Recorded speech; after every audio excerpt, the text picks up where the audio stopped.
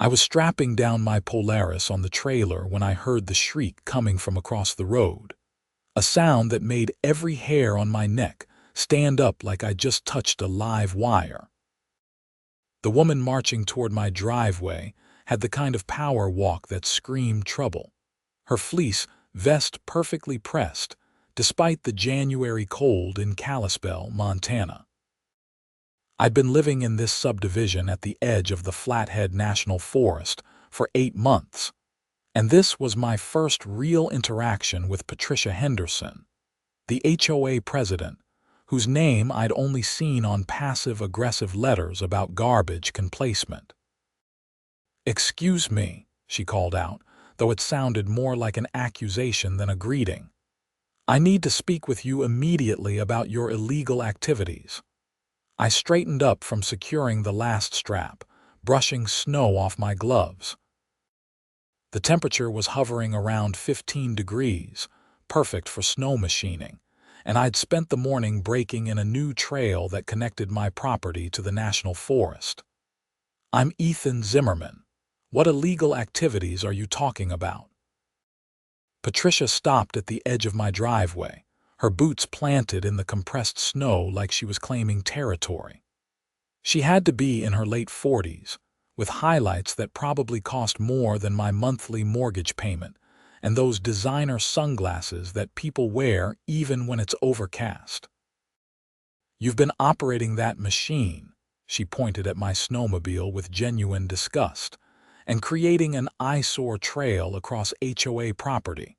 Multiple residents have complained about the noise and the destruction of our pristine landscape." I felt my jaw tighten. "That trail runs through my private easement. I've got the property survey to prove it." "That's not what our HOA records show," Patricia said, pulling out her phone. "According to our plat map, that entire hillside behind your property is designated as common area, maintained by the association. You've violated Section 12, Paragraph 4 of our covenants, which explicitly states that motorized recreational vehicles are prohibited on common grounds." The thing about moving to Montana from Seattle was that I'd specifically chosen this property because of the access it provided to wilderness areas. I'd done my research, hired a real estate attorney, and paid for a full boundary survey before closing. The easement was a critical part of why I'd paid what I did for this place. "Patricia, I appreciate you coming over, but you're wrong. That easement is documented in my deed. It's a 30-foot wide corridor that runs from my back property line straight through to Forest Service land." She crossed her arms. "I don't care what you think your deed says. The HOA board has already voted on this matter. You're in violation, and if you use that trail again, we'll be forced to take legal action." Her voice had that particular tone that suggested she'd practiced this speech in the mirror. "Legal action?" I tried to keep my voice level. "Over me using my own property rights. Our attorney has reviewed the situation," Patricia said, though something in her eyes told me she was bluffing. "You have until the end of the week to cease and desist, or we'll be filing for an injunction. Additionally, you'll be fined $500 for the damage already caused." I pulled off my gloves and tucked them in my pocket, buying myself a moment to think. The sun was starting to dip behind the mountains, casting long shadows across the subdivision. Behind Patricia, I could see other houses, each one carefully positioned to maximize the Montana views that attracted people like me who wanted mountain living without being completely isolated. "I'll tell you what. Tomorrow morning, I'll bring my property documents to your office, wherever that is, and we can review the survey together." Patricia's expression suggested that compromise was not her strong suit. "The HOA office hours are Monday and Thursday from 9 to noon. But I'm telling you right now, this isn't a negotiation. The trail closes, or you'll face consequences." After she stalked back to her silver Lexus SUV, I stood in my driveway for a long minute, watching the steam from my breath disappear into the cold air.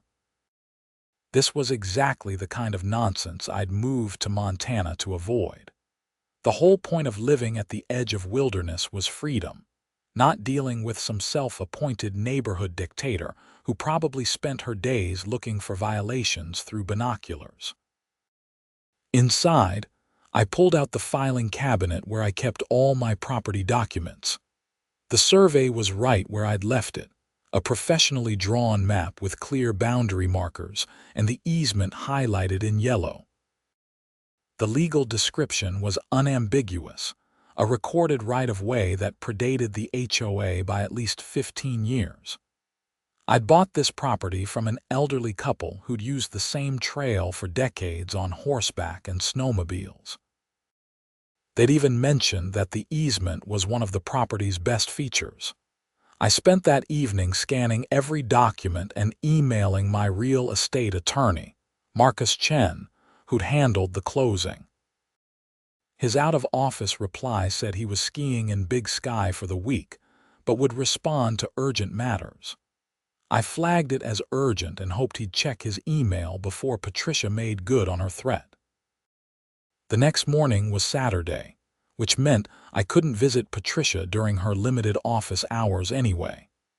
I decided to ride the trail again, partially because I had every legal right to do so, and partially because I wasn't the type to be bullied into submission by unfounded threats.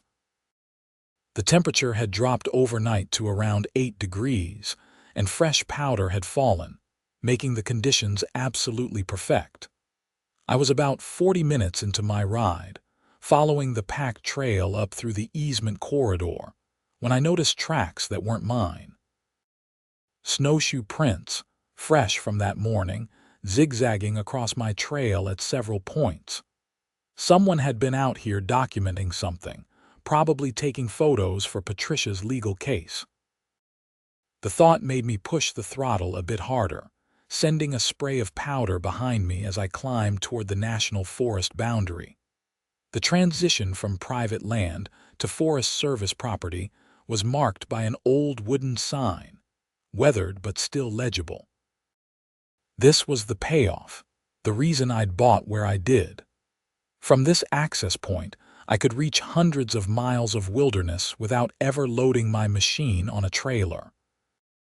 I spent an hour exploring some of the established trails, the kind that the Forest Service maintained for exactly this kind of recreation, before heading back down. When I returned home, there was a notice taped to my front door. The paper was already stiff from the cold, printed on official-looking HOA letterhead. It detailed my violation in officious language and threatened immediate legal action if I continued to trespass on association property. The fine had increased to $1,000, with an additional $500 per day for continued violations. At the bottom, Patricia had added a handwritten note in aggressive pen strokes saying that she'd witnessed my violation that very morning and had photographic evidence. I called Marcus again, this time leaving a detailed voicemail explaining the situation. Then, I did what any reasonable person would do in Montana when dealing with a property dispute involving wilderness access. I called the Forest Service ranger station in Hungry Horse. The ranger who answered was a woman named Sarah, and she listened patiently while I explained the situation. So you've got a recorded easement that provides access to national forest land, and your HOA is claiming it's their property. Exactly, I said. I've got all the documentation, but the HOA president seems convinced she's right. Sarah was quiet for a moment, and I could hear papers rustling. You know what? I think Ranger Tom Bradshaw would be really interested in this. He deals with access disputes all the time, especially when private property interfaces with Forest Service land. Can you meet him at your property on Monday morning? Absolutely, I said, feeling the first bit of relief since Patricia's initial confrontation. What time works? How about 9? That gives him time to review whatever records we have on our end about easements in your area. After hanging up, I spent the rest of the weekend documenting everything. I took photos of the trail, the markers that indicated my property boundaries, and the path the easement followed up to Forest Service land. I also researched Patricia Henderson and found out she'd been HOA president for 3 years. And during that time, the association had been involved in at least 4 lawsuits with homeowners over various disputes. None of them had gone in the HOA's favor, but they dragged on long enough to cost the defendants significant legal fees. Monday morning arrived with another blast of cold air, the kind that makes your nostrils freeze when you breathe in. Ranger Tom Bradshaw showed up right at 9 in a Forest Service truck, a man in his 50s with the weathered look of someone who'd spent decades working outdoors. He carried a large rolled map under one arm and a tablet in his other hand. "Ethan Zimmerman?" he asked, extending a gloved hand. "I'm Tom. Sarah filled me in on your situation. Mind if we walk the property line?" "I appreciate you coming out," I said, grabbing my own property map. "The easement starts at the back corner of my lot and runs northeast for about a quarter mile." We walked through snow that was knee-deep in places, following the trail I'd packed down with my Snowmachine. Tom stopped occasionally to check his GPS unit against his map, making notes on the tablet. When we reached the boundary markers that my surveyor had installed, he spent extra time examining them, comparing the coordinates with his own data. "These markers match what we've got in our records," Tom said finally. "Your easement is properly recorded with the county, and it's shown on all our Forest Service maps as legitimate private access. This isn't even a gray area. You've got clear right-of-way." "That's what I thought," I said, "but the HOA president insists this is all association property." Tom pulled up something on his tablet and turned it to show me. "See this overlay? The purple shading is Forest Service land. The green is your private property, and this yellow corridor is your easement. There's literally no space here that belongs to the HOA. In fact," he zoomed in on the map, "the HOA common areas are all on the other side of the subdivision, nowhere near this access point." We were standing there examining the maps when I heard a vehicle approaching. Through the trees, I could see a Kalispell Police Department SUV making its way up the subdivision road. My heart rate picked up. Patricia had actually called the cops.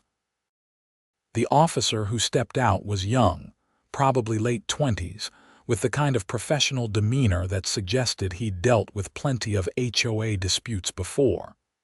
His nameplate read Officer Morrison. "I got a call about illegal trespassing and destruction of property. Someone want to fill me in?" Tom stepped forward first, which I appreciated. "Officer, I'm Ranger Tom Bradshaw with the Forest Service. I'm here conducting a property access review. Mr. Zimmerman has a recorded easement that provides legitimate access to National Forest land. There's no trespassing occurring." Patricia's Lexus pulled up behind the police cruiser, and she practically leaped out before the engine stopped running. "Officer Morrison, thank you for coming. This man," she pointed at me like I was a criminal, "has been repeatedly violating HOA regulations and destroying our common property. I have photographs and multiple witness statements." Officer Morrison held up a hand. "Madam, let me get the facts straight first. Do you have documentation showing that the HOA owns the property where the alleged violations occurred?" Patricia pulled out a folder that looked suspiciously well prepared. "Right here. Our HOA plat map clearly shows the common areas, and his trail runs directly through them."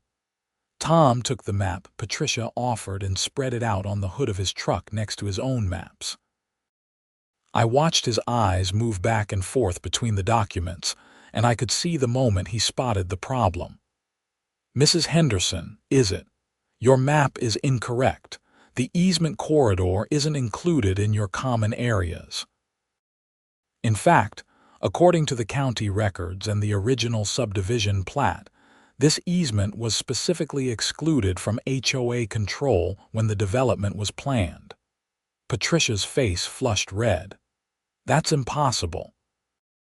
I've been president of this HOA for 3 years, and I've never seen any mention of an easement. When's the last time your association had a professional survey done? Tom asked, though his tone suggested he already knew the answer. We've never needed one, Patricia said defensively.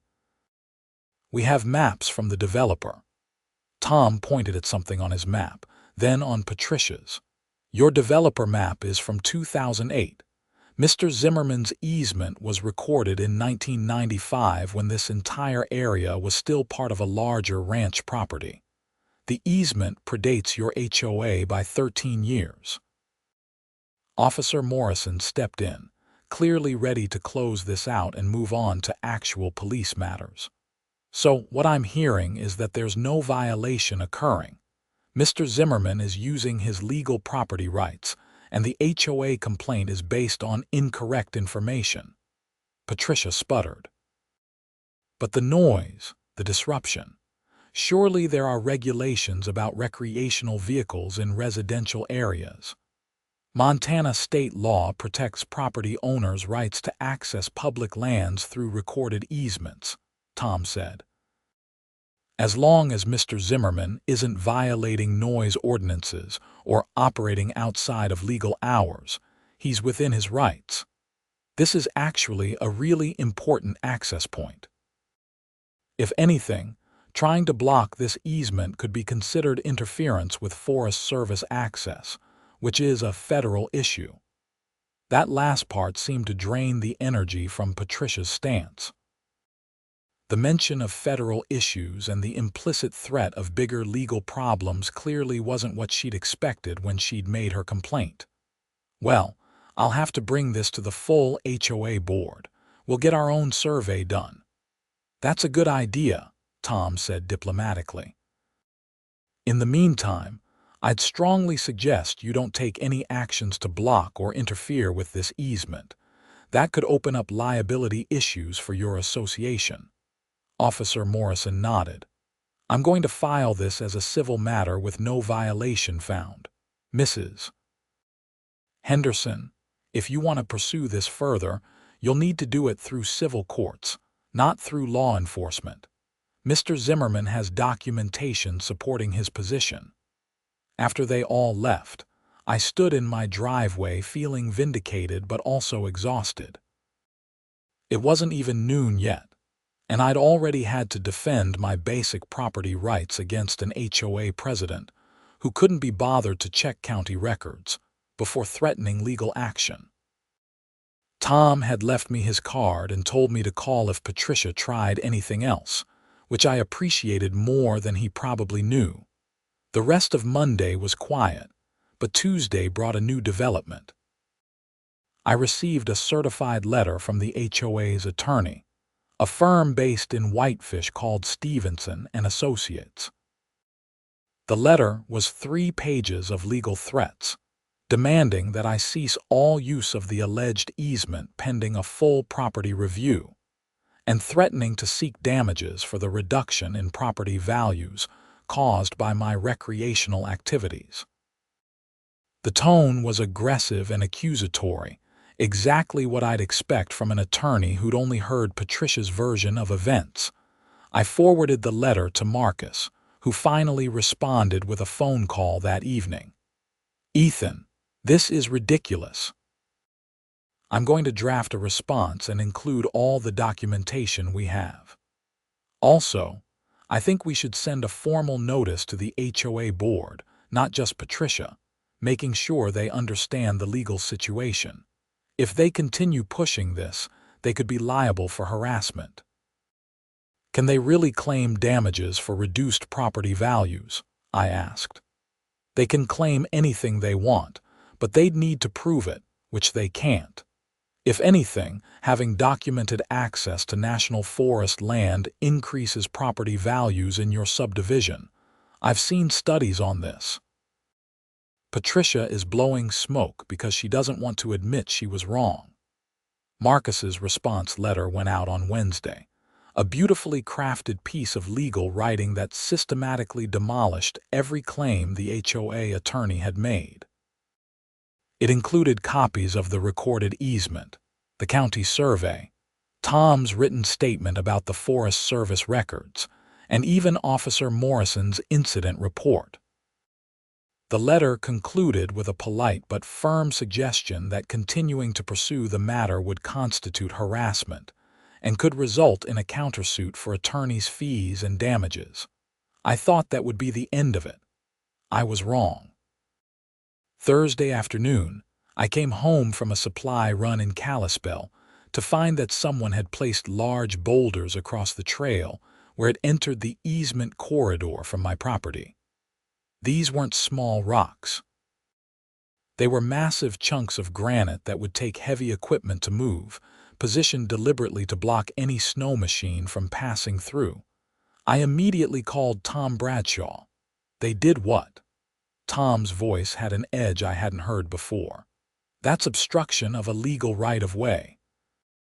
That's actually a criminal matter now, especially since it interferes with Forest Service access. Should I call the police? I asked, staring at the boulders. They had to weigh several 100 pounds each. Absolutely. And take photos of everything.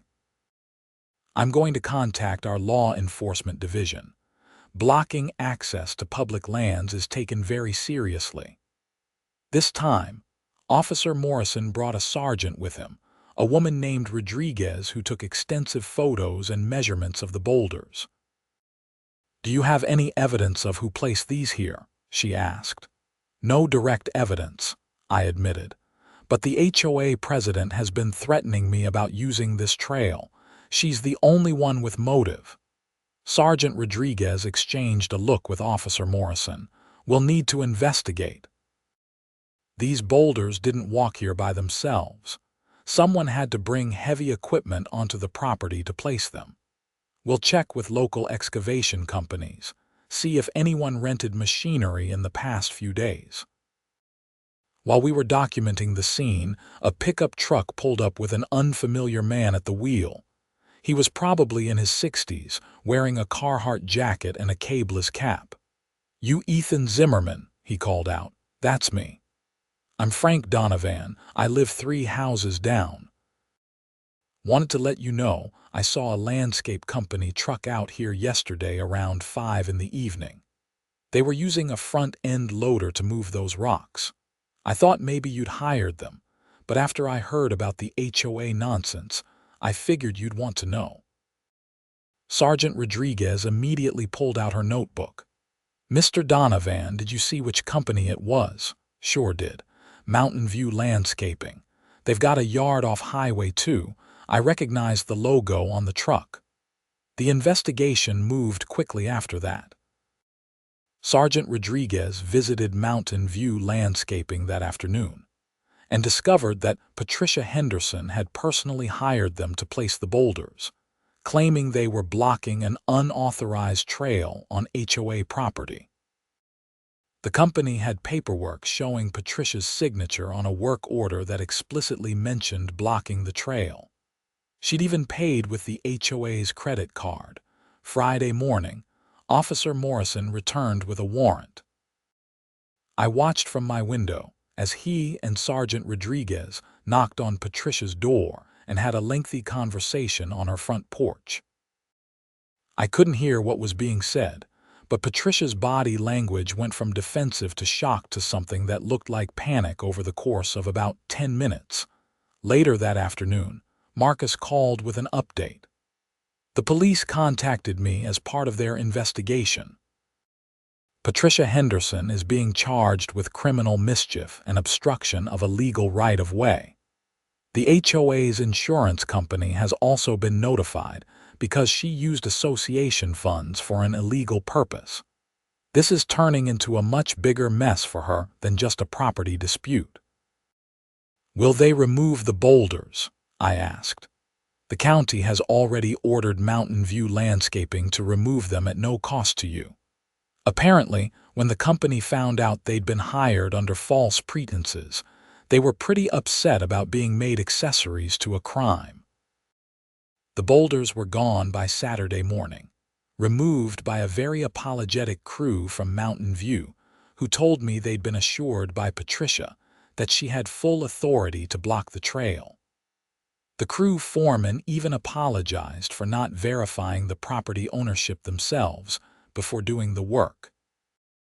I thought that would finally be the end of it, but Patricia Henderson wasn't done. On Sunday evening, I received an email from someone named Jennifer Morrison at the HOA management company. The email explained that Patricia had been removed as HOA president by an emergency board vote following the criminal charges, and that Jennifer would be handling all HOA matters going forward. The email included a formal apology for the harassment I'd experienced, and a guarantee that the HOA would take no further action regarding my easement. The email also mentioned that the HOA would be conducting a full property survey to update their records and prevent similar mistakes in the future. Jennifer wanted to schedule a meeting to discuss how to repair the relationship between me and the HOA, which I appreciated even though I was still pretty angry about the whole situation. Monday brought another surprise. I got a call from a reporter at the Flathead Beacon, a local news outlet, asking about the HOA dispute. Apparently, someone had tipped them off about Patricia's arrest, and they were running a story about HOA overreach in Montana. I agreed to an interview, figuring that publicizing what happened might prevent other homeowners from going through the same nightmare.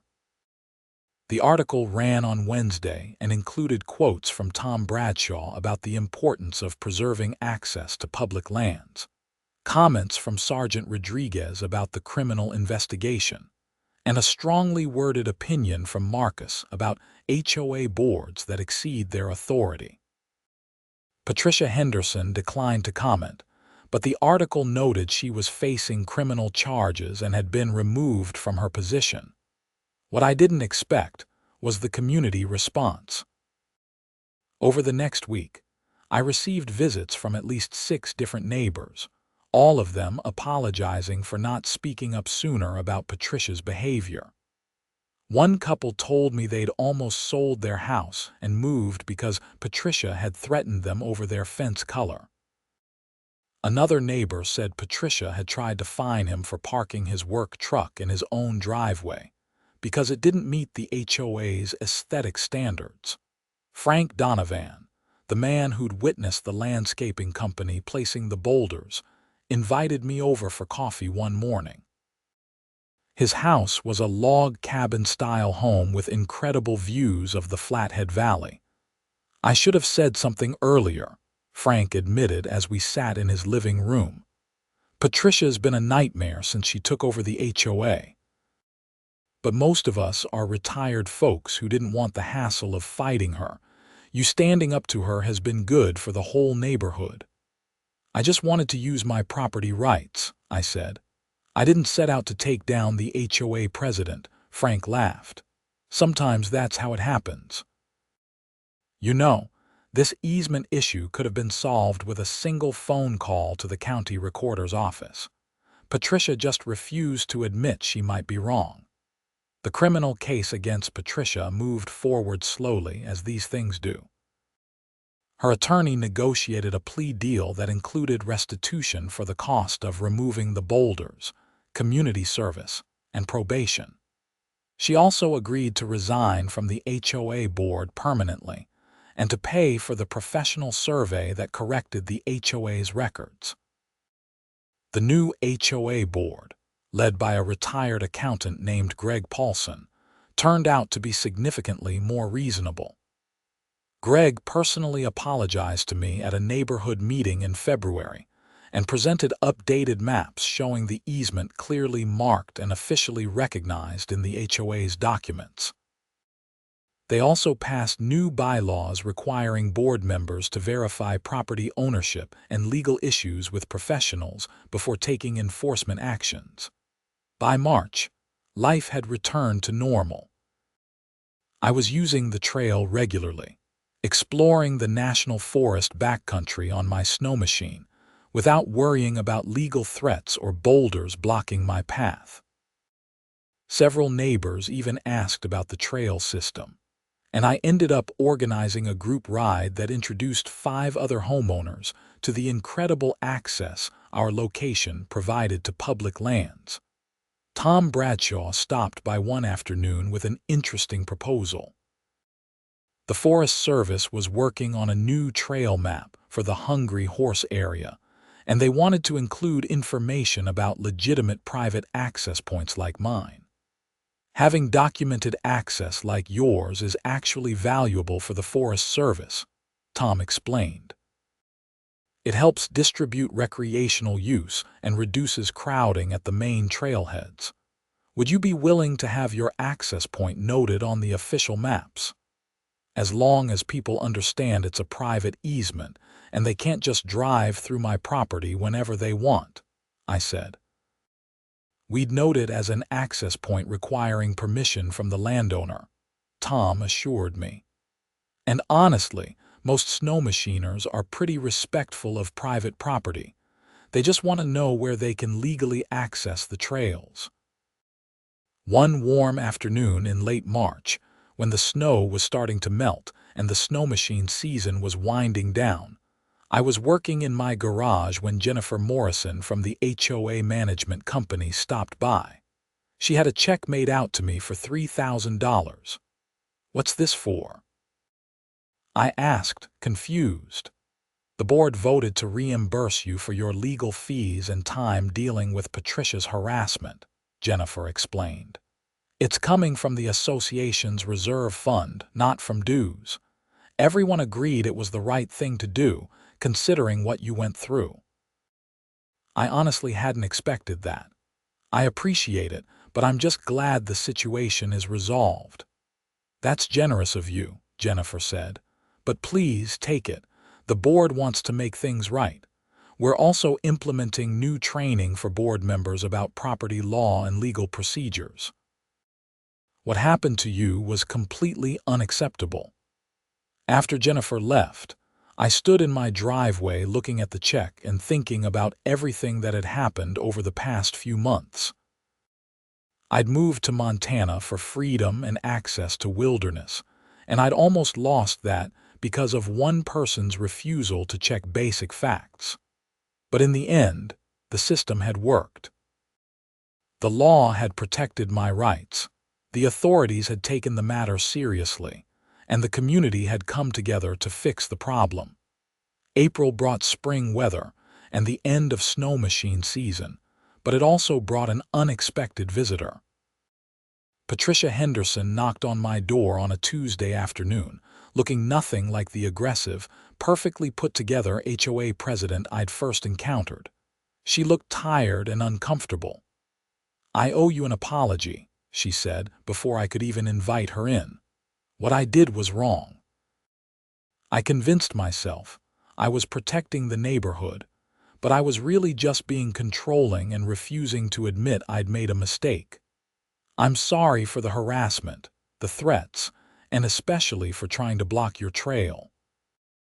I studied her face, looking for signs of insincerity, but she seemed genuinely remorseful. "Why now?" I asked. "The legal case is resolved. My therapist suggested I make direct amends to the people I've hurt," Patricia said. "Part of my probation is counseling, and I've been learning a lot about myself. None of it good, honestly. I've spent 3 years micromanaging this neighborhood because my own life felt out of control after my divorce. That's not an excuse, just an explanation." "I appreciate you coming over," I said, and I meant it. Holding on to anger wasn't going to help anyone. "I hope things get better for you." Patricia nodded, looking relieved. "I'm selling my house and moving to Missoula. Fresh start, but I wanted to apologize face to face before I left." After she left, I felt a sense of closure I hadn't realized I needed. The whole situation had been stressful and frustrating, but it had also connected me with my community in unexpected ways. Frank Donovan had become a good friend. Greg Paulson and the new HOA board were actually doing good work improving the neighborhood. And I'd established a relationship with the Forest Service that would benefit my property access for years to come. Summer arrived with the kind of perfect Montana, whether that reminds you why people endure the harsh winters. My easement, so contentious when covered in snow, became a hiking trail that several neighbors asked permission to use. I started organizing weekend hikes up to the Forest Service land, building community relationships that would have never developed if not for the trail dispute. Marcus called in July to tell me that Patricia had successfully completed her probation and that the criminal case was officially closed. "You handled that whole situation really well," Marcus said. "A lot of people would have escalated things further, but you stayed focused on the facts and let the law work." "I just wanted to ride my Snowmachine," I said, laughing. "I never intended to become a property rights crusader." "Sometimes that's how it works out," Marcus replied. "By the way, I've had 3 other calls this month from homeowners dealing with HOA issues. Your case has become kind of famous in Montana property law circles. Would you mind if I referred people to you as a resource?" "Not legally, just someone who's been through it and can share their experience." I agreed, and over the next few months, I found myself on the phone with homeowners from Bozeman to Billings, all dealing with various HOA disputes. Most of them were similar to mine: HOA boards acting on incomplete information or overstepping their authority. I shared what I'd learned, the importance of documentation, the value of getting professional opinions from rangers or surveyors, and the need to stand firm on legitimate property rights. By the time fall rolled around, and I was preparing for another Snowmachine season, the trail that had caused so much conflict had become one of the neighborhood's most valued features. The updated HOA maps clearly showed the easement, and the new board had even installed a small sign at my property line noting that it was private property with an access easement to Forest Service land. The sign included my phone number and a polite request that anyone wanting to use the trail contact me first. The first snow of the season fell in late October, earlier than usual, and I took it as a sign to get the Snowmachine ready. I spent a Saturday doing maintenance, changing fluids, checking belts, making sure everything was in perfect condition. Frank Donovan came over to watch and ended up telling me he'd bought his own machine. "Figured if I'm going to live in Montana, I might as well enjoy it," Frank said. "Think you could show me some of those trails you explored last year?" "Absolutely," I said. "We'll wait for a good base to build up, probably late November, and then we'll head up into the backcountry. I know some incredible spots." True to my word, when Thanksgiving weekend arrived with 3 feet of fresh snow, Frank and I spent an entire Saturday exploring the trail system. We rode up through my easement, past the spot where the boulders had been placed nearly a year ago, and up into the Hungry Horse Wilderness. The day was crystal clear, temperature around 20 degrees, and the riding was absolutely perfect. As we took a break at a scenic overlook, looking out over the Flathead Valley with the Swan Range visible in the distance, Frank raised his thermos of coffee in a toast. To property rights and good neighbors, I clinked my thermos against his, and to standing up to unreasonable HOAs. That winter ended up being one of the best I'd experienced in Montana. The trail I'd fought to protect provided access to thousands of acres of pristine wilderness, and I rode it regularly without any further conflict. The HOA, under Greg's leadership, focused on actual community improvements rather than petty enforcement actions. Property values in the subdivision increased, partly because word spread about the quality of wilderness access, and partly because the neighborhood developed a reputation for being well managed rather than being run by a tyrant. In February, I received a letter from the Forest Service officially recognizing my easement as a designated private access point to the Hungry Horse Ranger District. The letter included a map showing the easement and thanked me for maintaining responsible access to public lands. Tom Bradshaw had included a handwritten note saying that the agency appreciated landowners like me who understood the value of wilderness access and managed it responsibly. By the time spring arrived again, a full year after Patricia's apology, I'd become something of an informal advocate for property rights in the area.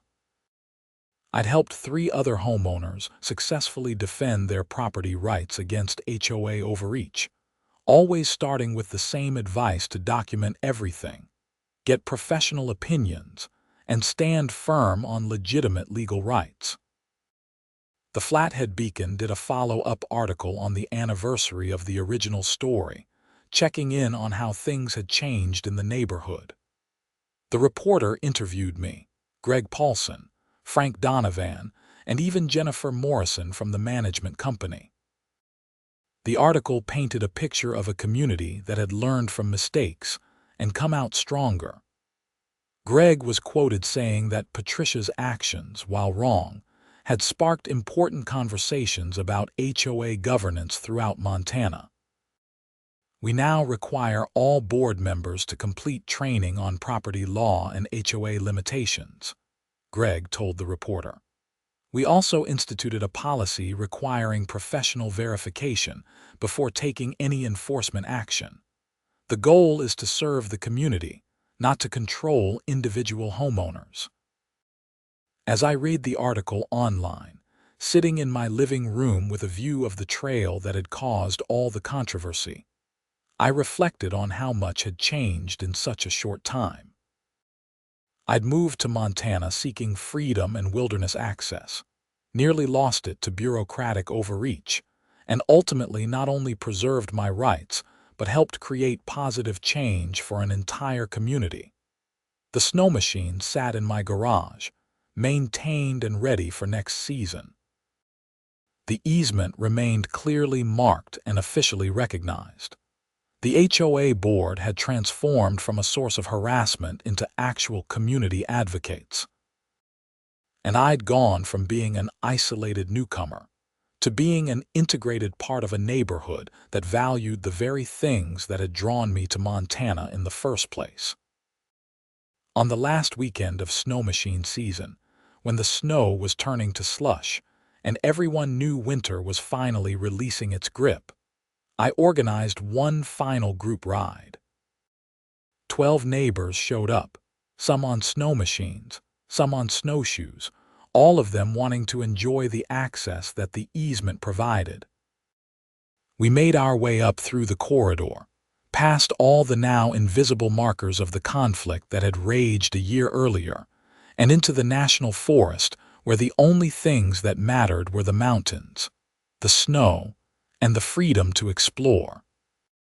Standing at the high point of the trail, surrounded by neighbors who'd become friends, looking out over wilderness that stretched for miles in every direction, I felt grateful for the fight I'd been forced to wage. Not because I'd enjoyed the conflict, but because defending what was right had led to something better than I could have imagined. The trail wasn't just mine anymore. It belonged to a community that understood its value and would protect it going forward.